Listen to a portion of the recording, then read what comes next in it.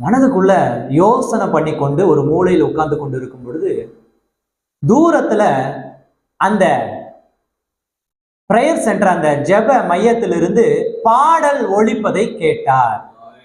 ஒரு பாடல் சத்தத்தை கேட்டார். அந்த பாடல் சத்தம் அவருடைய இருதயத்திற்குள்ள ஒரு கதவை தட்டுவது போல இருந்தது.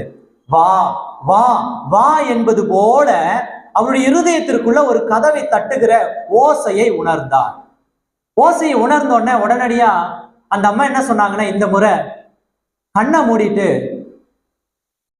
நினைச்சாங்க, ஆண்டவரே நீ என்ன தெய்வம்னு எனக்கு தெரியாது, ஆனா நான் இந்த முறை அந்த இடத்துக்கு வர என் பிள்ளைக்கு உமக்கு பிடிச்சிருந்தா குணமாக்கும் என்று சொல்லி இருதயத்திற்குள்ள பேசிவிட்டு அந்த பிள்ளைய ஆட்டோல ஏத்தி கூட்டிட்டு அந்த ஜெப மையத்துக்கு வராங்க. ஆராதனை நடந்து கொண்டிருக்கு, பாதியில வந்து உட்கார்றாங்க.